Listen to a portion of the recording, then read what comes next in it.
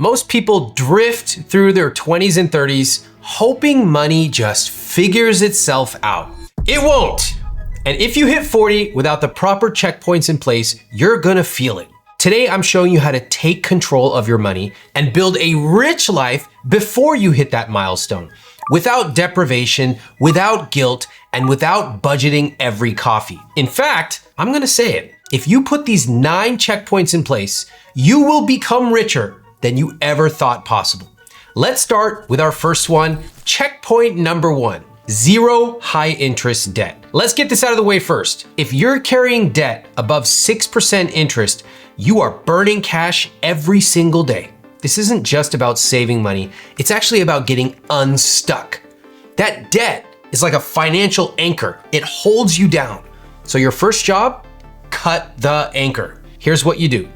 List off every debt you've got: credit card debt, student loans, mortgage, personal loan.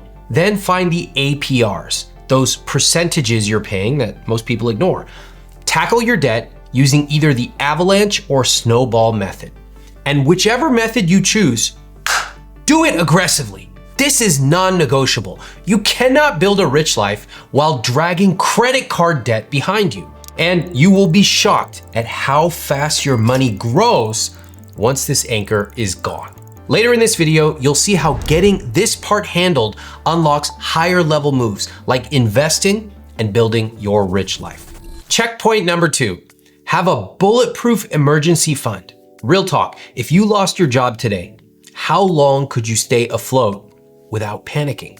2 weeks? A month? That's not a rich life. That's a financial house of cards. Your goal is to build 6 to 12 months of core expenses in an emergency fund. That includes rent or mortgage payments, transportation, groceries, and put that money in a boring, high-yield savings account. Not 2 weeks, not a month, 6 to 12 months of expenses. Now, I know most advice says 3 to 6 months is enough, and that might be true if your goal is just survival. But we're not playing just to survive. We are building stability, options, breathing room. That's what a rich life requires. And the psychological security of having that money just sitting there, protecting you like a financial moat, game changing. Let's move on. Checkpoint number 3, reach full financial automation. Investing shouldn't feel like gambling. It should feel like breathing oxygen. Look at me. I didn't have to think about it. I just did it. It felt natural. That's how investing should feel. So the secret to getting rich is not about stock picks. It's not about crypto. It's definitely not day trading, you TikTok freaks.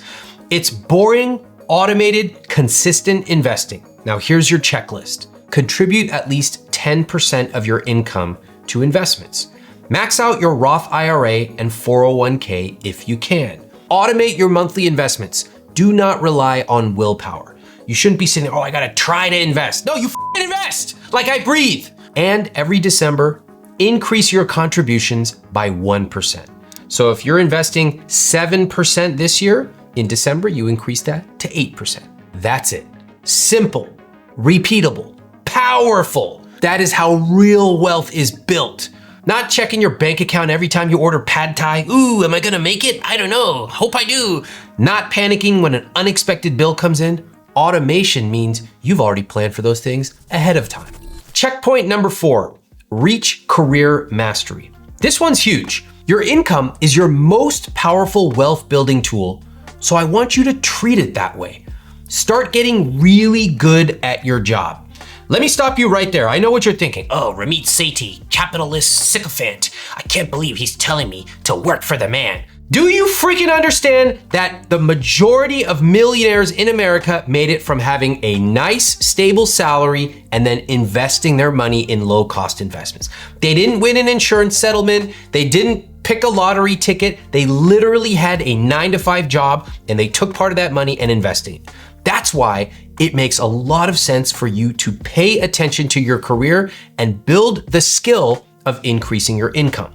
People should be lining up to work with you. Your boss should dread the idea of you quitting. And if that sounds unrealistic or makes you roll your eyes, then maybe this is the actual advice you should take right now. Building your career is a skill. If you want to make more, improve your career skills. And by the way, if you don't love your job, start figuring out what you would love. Here's how. Talk to 10 people who love what they do and they're paid well. Get really curious. Ask them smart questions about their career path. And then set up 5 informational interviews with somebody 10 or 20 years ahead of you. Say, look, I'm curious about your career path. It sounds so interesting. I'd love to ask you a few questions. Now, when was the last time you did this instead of going online and complaining about inflation? You can do this. I believe in taking control of the things we can control. So do it this month. This one habit of taking control of your career path will completely change your financial trajectory. Quick pause. If you are finding this helpful, hit subscribe. This is the kind of advice I give on this channel. I'm telling it to you straight. No BS advice on how to make more money and how to use your money to live a rich life. And I have a lot more coming your way. Checkpoint number 5, you know your number and your why. Hey, what's your number? What number in the bank is enough for you? Is it $1 million in savings? 2 million? 5 million? Okay, but why? Why do you want that number? Do you want to retire early? You want a boat? Truly rich people know their number and they know their why. I'll tell you what, the idea of owning a boat is a special vision of hell for me. Ooh, Ramit Sethi gets to go on this dinghy where it's super salty and I'm seasick within 5 minutes. Who the wants to pay all kinds of money for that? No, thank you. But that's just a great reminder of how your rich life is yours and mine involves 0 boats. This is important to know what your rich life is, because if you don't know what that money is for, then you are simply wasting your life chasing a number. It's so one-dimensional. Like all you can see is black and white. You're like a cartoon character. Oh, I want $1.6 million. And I go, oh, that's an interesting number. What for? I don't know. 1.6. What the f is the money for? What is that money gonna allow you to do? You gonna travel 2 months a year without worrying about paying bills? Are you gonna tip and donate to charity generously? Are you gonna stay at beautiful hotels like Aman, Oberoi? All of those are fine. That's what we are really after here. Not a number in a spreadsheet, but much deeper than that, a rich life vision. That is your why, and that's what all this is building towards. Checkpoint number 6, have a shared financial dashboard. You know, most couples wait until there is a problem to talk about money. Very few are sitting down proactively. Hey, let's take a look at the numbers. Let's discuss what's coming down next month. No, they just wait. I can't believe you bought that many potatoes. Do not be that couple. Start those conversations now, and importantly, make them visible. This checkpoint is about creating a shared system where you both know your income, your spending, your debt, your investments, and what you are working towards together. When you do this, it's going to be much easier to be on the same page, and you're going to find your partner actually wants to be involved with the money. Here's how you do it. Schedule your monthly money talks. You can use the actual word-for-word agenda from my Money for Couples book so that you know exactly what to say. Next, use a shared spreadsheet, dashboard, or app for your key numbers. You can download my conscious spending plan in the description below, get the template for free. And finally, review your rich life goals and your progress as a team.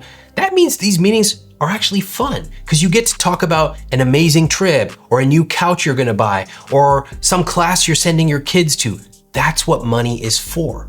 Also, I wanna point out that if one of you is handling all the money, if you're the money person, that's a big no-no. It's a recipe for resentment. And if you happen to get hit by a bus one day, you're gonna leave your grieving family not even sure where the money is. Can you imagine you're sitting there roasting in hell, flames all over you, and you're looking up at your grieving spouse and they're like, fidelity.com, where's the password? And then they're looking up at heaven as if you're gonna reassure them, you're not in heaven. You didn't share your financial goals together. That's why you're roasting down below. Well, anyway, I don't know if I'm the only one sweating in here, but that got a little morbid.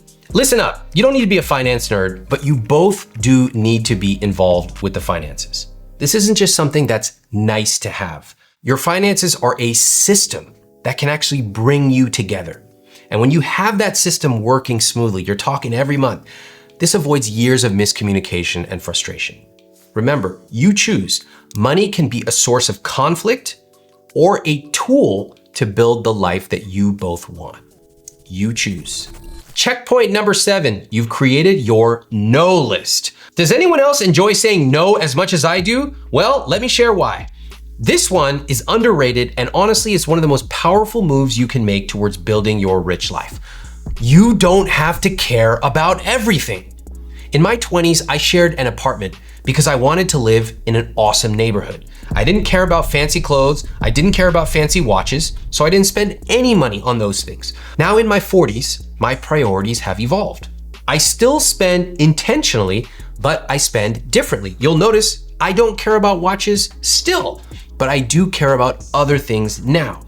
And that's the point. The things you like today, you're allowed to change your mind tomorrow. So this checkpoint is about clarity. It's about knowing what doesn't matter to you. Here's what you need to do. Write down 3 things you don't care about spending money on, okay? Then write 3 things you want to spend money on unapologetically. That's your no list. Now let me give you a quick word of caution here. I know what a bunch of you nerds are about to do right now. I don't care about owning my own spacecraft. Yeah, I don't think any of you are at risk of accidentally tripping and falling and buying a $70 million space rocket, okay? Get real. I don't think I need my own private jet. My friend, you flew Spirit Airlines last weekend, okay? Nobody thinks you're about to get a private jet. Be real with the things you actually don't care about. And if we're really being honest, you should take a look at your actual spending and be like, holy shit, I actually don't care about this thing I'm currently spending money on, so why am I doing it? Once you know what is not part of your rich life, then you can cut those things without guilt, and you can actually redirect that money to the things you actually love. This single list can save you tens of thousands of dollars, and it can free you from years of internal money drama. And the best part, your no list evolves as you do. Checkpoint number 8. A simplified credit card assortment. You don't need 9 credit cards and a spreadsheet to manage all of them, okay? Well, hey everybody, today I'm going to Costco, and so when I'm in Costco, I need to make sure I get 3.5% cash back, but then when I'm buying the Wonder Bread, that's only 1.5% cash back, so I'm gonna swap this card out, but for the first $60, I'll use that card, but then this, because then I can get lounge access. Get a life! This is a waste of time, and it's causing you to play small. Do you really want to spend the rest of your life optimizing a spreadsheet of cashback rewards? All right, here's what you need to do. Keep 1 to 2 solid rewards cards. I made a video on my specific favorite cards, including the ones that I use. I'll link it for you in the description below. Cancel those junk cards, including those predatory credit cards with 30+% APRs that you got from Gap and Kohl's to get $10 off a subpar pair of jeans. And then monitor your APRs or your interest rates like a hawk while you're paying off debt. For those of you who are debt-free, good job, and also your APRs don't really matter when you pay your bill in full every month. Remember, a simplified wallet is a richer wallet. In other words, if I ever meet you, I'm not gonna say hello, I'm not gonna say my name is Ramit, I'm gonna say pull out your wallet and show me what you have in there. If you pull out a fat George Costanza wallet that has 13 credit cards, okay? And you go, look Ramit, I'm optimizing. I get a total average value of 2.6% cash back. I'm literally gonna turn and walk away. We will never speak. Checkpoint number 9, have your financial vision in place. Now, your rich life vision will evolve. What you want in your 30s will almost certainly shift in your 40s, and that is a good thing. The goal is not to create a plan that's in concrete, locked in forever. It's to create a direction, something to aim towards, and to update it as you grow. So I recommend you revisit your rich life vision once a year. And you can ask yourself these 3 questions. What do I want more of in this coming year? What doesn't matter to me anymore? What do I want less of? And finally, what's next? That's what money gives you, options for your rich life. Now, these 9 checkpoints are your roadmap. They're not about guilt, they're about alignment. If you're under 40, start working on these now. And if you're over 40, don't worry, you're not behind. You've just been operating to this point without a roadmap. Now you have one, so I recommend you start today. And if you want to start with the most important one, how to talk about money with your partner, watch this video next.